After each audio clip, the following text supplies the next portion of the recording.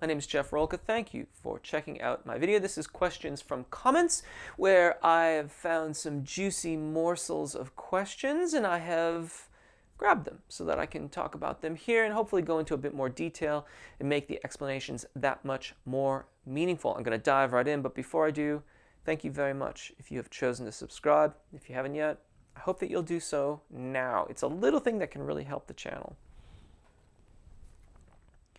Hello, dear Jeff. Please tell me, what is the difference between mixed voice and voce piena in testa? As I understand, they have one principle, singing between registers. What is the difference then? Do not take it as nitpicking. Very interesting. Not at all, and quite the opposite. I think your question is fairly insightful. The term mixed voice, I don't usually use that term because it is used amongst the various schools of singing instruction that are out there to mean a variety of different things. So if we use the same term in one school of thought to mean one thing, but in another school it means something completely different, that then understandably leads to some confusion. If you ask me, mixed voice is the zona di passaggio. So let's take the example of a tenor vocalist. A tenor range vocalist, their zona di passaggio is there, between middle C and the F above middle C. Now, there are a variety of sort of different tenors that are in existence. There's several, to say the least. And so, give or take a semitone on either side. Now, when you get down to that B and an E, now you're talking more like, you know, some would say barotenor, some would say lyric baritone, some might even say, no, the tenor robusto is still C4 and F4, so forget about tenor robusto for a second. At any rate, that is mixed voice, but you won't really hear me use that very much because of that term's usage in other schools where the information can be contradictory or confusing. Voce piena in testa is the sound of chest voice in head voice. So, cricothyroid dominant singing is head voice. That is the terminology that I use to refer to head voice. Voce piena in testa is the practice of balancing phonation, balancing the muscle activity between cricothyroid dominance and thyroarytenoid action. So, cricothyroid dominance being the head voice, where the cricothyroid muscles have elongated the vocal fold, and thyroarytenoid or vocalis musculature, those are the muscles that are typically used predominantly in producing the chest voice. The balancing of those two such that the tone quality achieves voce piena in testa, the sound of chest voice in head. There are some other elements to that practice, such as breath work and making sure that we've cultivated good release of the mechanism so that we're getting a lot of resonance of the soft tissues in the oral cavity. But that, I hope, illuminates the difference between what mixed voice is, at least as far as my teaching is concerned, and voce piena in testa. When is it okay to pop up into falsetto?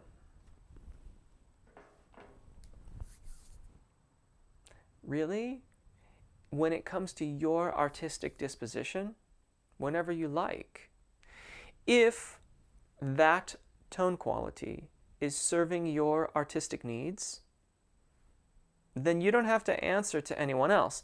Now, that may mean that there are other qualities that you would like to address. Perhaps your intonation isn't exactly what you would like it to be. Maybe the response of your voice isn't exactly what you'd like it to be. There may be other mitigating factors which mean that the use of the falsetto range of your voice or a falsetto tone production is inconsistent with the greater collection of your other goals in your artistic desires. If, on the other hand, we talk about vocalizations, then that we can look at perhaps with a little bit more objectivity. In the studies that I like my teaching, my studies, what I'm looking for, I want as much consistency of phonation or consistency of sound in production of the voice across the various registers. And what that then means is that, or such that the voice sounds consistent across them. It sounds the same. And we get a good response as we make our way across the various registers of our voice. This means that falsetto, in my teaching, is referring to a range. And when I say falsetto tone production, I'm talking about a quality. Many vocalists will have a falsetto tone production beginning somewhere around the F above middle C. You hear this all the time. Or it gets kind of breathy and light sounding. That is truly a coordination. Like the vocal folds are coordinated in a falsetto tone quality. They are separating, so you get a lot of air seepage over the vocal fold. You get that airy sound. That's not the falsetto range, however, for tenor or baritone vocalists, even though they'll frequently use that kind of tone quality there. The falsetto range for tenors, for example, typically begins around B4 or C5, depending on the tenor's voice. Baritones will begin a little bit lower. A flat 4, A4, again, depending on their voice. A semitone here and there. They're all a little bit different, and there are different varieties of baritones and tenors. So if it's suiting your artistic needs, you can use your falsetto tone production whenever you like. If you're trying to have consistent response across the various ranges of your voice, then you will be looking for falsetto around the areas that I showed you a moment ago. A flat 4 for baritones, A4 2 for the baritones. For tenors, generally beginning around B4 or C5. But here's the thing, it won't sound like falsetto when you're making good registration events, and you've made a good registration event across the secondo passaggio. And that's the key difference in the way that most of the time you hear falsetto used versus the way we practice it. We want to practice it so that we make good registration events, and the falsetto range won't sound like falsetto. It will be connected. It will have many of the same qualities that your chest voice does. How do I learn to sing like a rock star? First and foremost, you need to identify the rock star that you're trying to sing like. And then take an objective look at the qualities of their voice. How are they making their registration events? Do they use a lot of abduction in their tone quality? In other words, do they frequently sing with a breathy sort of tone quality? Are they using a lot of other additional elements to their vocalizations, such as vocal fry? Are they using a predominantly cricothyroid dominant singing voice above the secondo passaggio? In other words, rather than trying to maintain consistent quality across the registration event, are they instead opting for more of a typical kind of head voice, what we would associate as a head voice sound when they're making that registration event? Identify the qualities of the vocalist and then practice the techniques that will enable you to emulate them.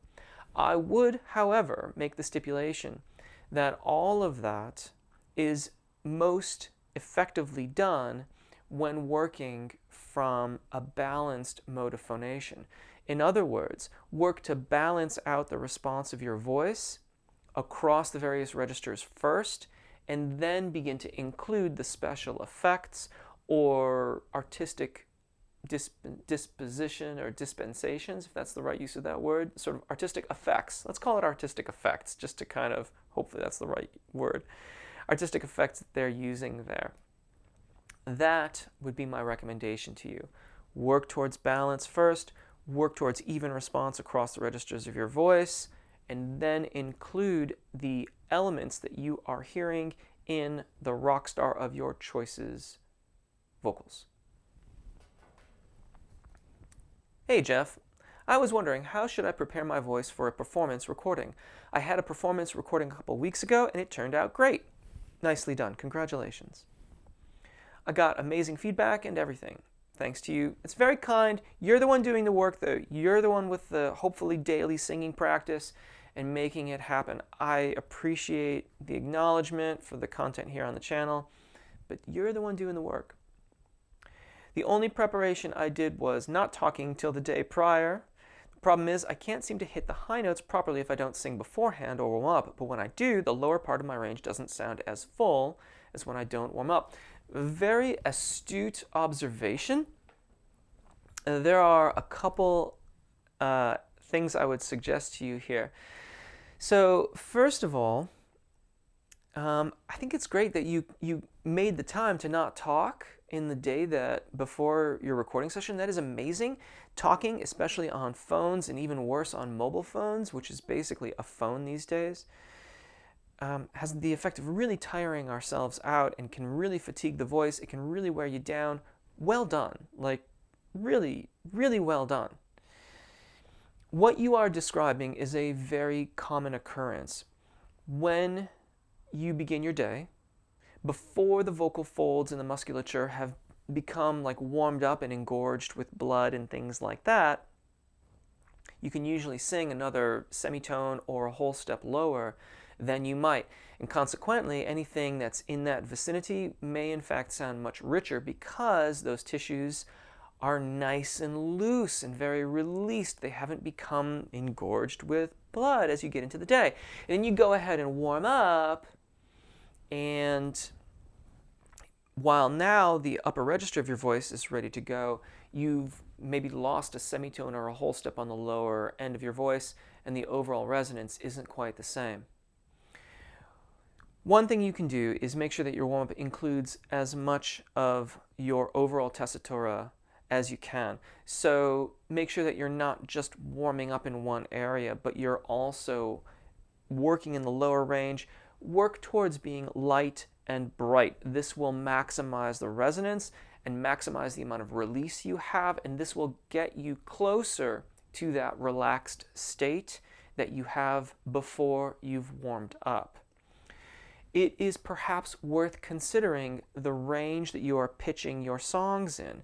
In other words, if you have written your song or you're singing a song that goes down to the very lowest note that you can typically sing, if you've got the range to move it up a major second, that may bring the range of that lower pitch into an area where you typically retain more resonance after you have warmed up the entirety of your voice. And so that may make it match a little bit better. In an extreme situation, since we are talking about a recording here, you might consider cutting the parts separately. In other words, if your verses are taking advantage of that lush, low range of your voice, you might cut those separate from that higher range chorus that you have. So you would do the verse before you've warmed up, or maybe after only a very brief little amount of warm-up, and then cut your chorus after you've had a proper warm-up, and you can access all of those high notes effectively. This is obviously impractical for live performance, but since we're talking about recording, that is a time-honored strategy that you might consider, especially if you're writing melodies that go right down to the very bottom of your range and you really need all of that range, or you have a song where you particularly want that unwarmed up kind of quality to your singing. As always, I hope all of this helps. My name's Jeff. Leave your comments in the comments if you have follow-up questions or you want to ask a question that you'd like to have me consider for the next questions from comments. Until next time, thank you so very much. Take really good care of your voices, enjoy singing, and hopefully we'll see you again. Bye.